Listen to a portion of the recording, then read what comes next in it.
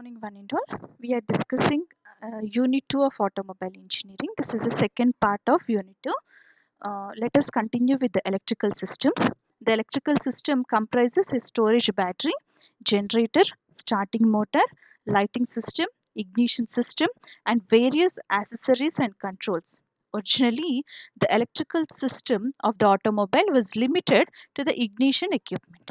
Now, whatever the electrical system, it means the lights, the battery, the horn, the wiper, everything, the starting motor, everything is a part of electrical system.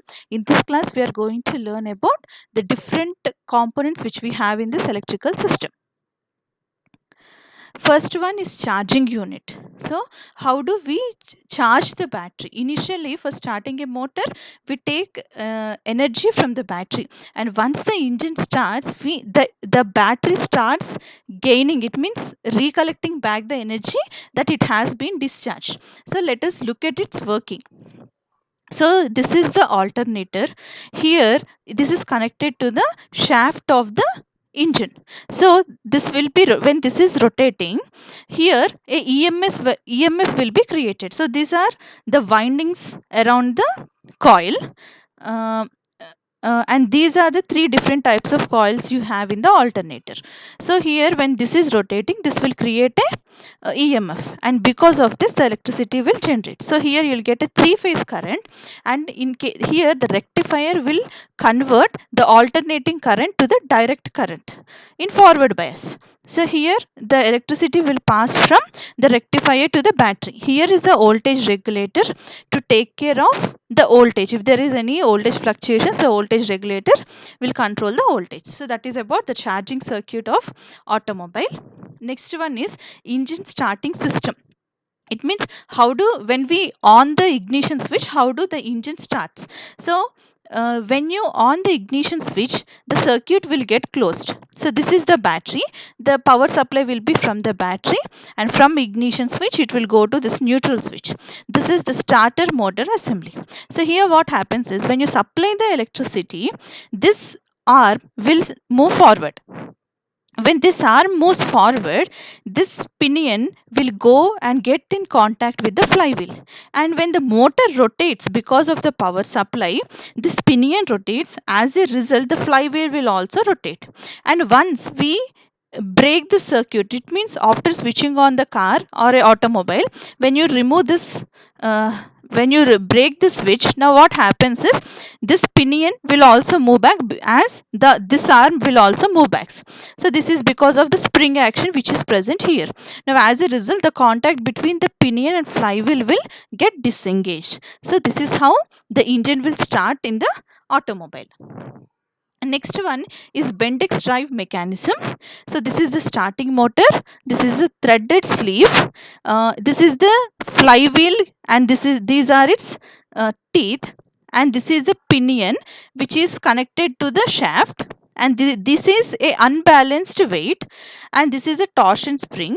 And now what happens is, when motor starts rotating over this thread, this unbalanced weight will travel. It means it will come over this, and as a result this pinion will get engaged with this ring gear. As a result, the flywheel starts rotating, and once the vehicle starts rotating, it is once the engine starts rotating, this because of unbalanced weight, this pinion starts moving in reverse direction. As a result, it gets disengaged with the pinion, disengaged with the flywheel. So there will be no contact between the pinion and the flywheel. That's about Bendix drive mechanism. Next one is solenoid switch. In case of solenoid switch, you will be having a plunger like this, and over this you will be having a winding, and this is the battery, and this is the contact disc. Now once the circuit is closed, because of this winding, it will get magnetized. As a result, once it gets magnetized, the plunger will start moving forward, and it goes in contact with the starting motor, and this motor starts rotating. So this is how the solenoid switch works. Next one is lighting system. We use different types of lights in the automobile, like tungsten halogen bulb, high intensity discharge bulb, LED bulb, and laser bulb. The most commonly used is tungsten hydrogen bulb. Here, the filament is made with tungsten and the bulb is completely filled with halogen gas. So here what happens is when the tungsten will produce the light and the halogen bulb will help to increase its emission. It means the brightness of the light. So most commonly used bulb is tungsten hydrogen bulb. Next one is horn, electronic horn. Here this is a point, uh, this is a point from to complete the circuits. So these are the terminals, the positive and negative terminals. This is the armature and this is the outer housing, and uh, this is the diaphragm, this is the tone disc, and these are the guide springs. And now here when we supply electricity to through these terminals, and when we press the horn, this circuit will get completed. Now as a result, here you have two windings. These two windings will get magnetized, so as a result the armature starts moving backward. Okay, once we release that horn, now what happens is this armature will go and hit this diaphragm, and as a result the sound will produce at the diaphragm, and this sound will be changed into nice music with the help of tone disc. So this is how the electronic horn will work. Next one is the wiper. Wiper is which we have at the front of the car, means on the front mirror of the car, for cleaning the glass. So this is the working of the wiper. This is the motor and this is the shaft with gear threaded profile here, and this is the small sector. This thread is called as warm thread gear. So here what happens is when this is rotating, this gear will also rotate. When this gear is rotating, this sector gear will also start rotating like this. As a result, the gear F will also start rotating, and hence the wiper will also start making the oscillating movements. So that is how the wiper works. Next one is fuel gauge. Here the fuel gauge and the fuel indicator will be based on the level of fuel that is present in the fuel tank. So this is the fuel tank.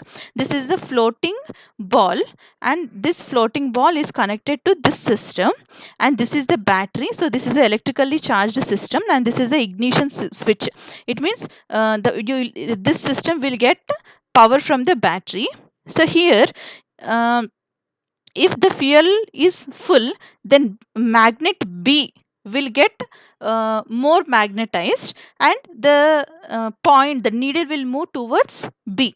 And if the fuel is getting reduced and if ball is coming down, then coil A will get magnetized and this will move backward. But in some cases, if there is any failure in the system, then for the safety, what happens is this always shows 0, so that the driver will be alert and he will fill his tank. So this is how the fuel gauge will work.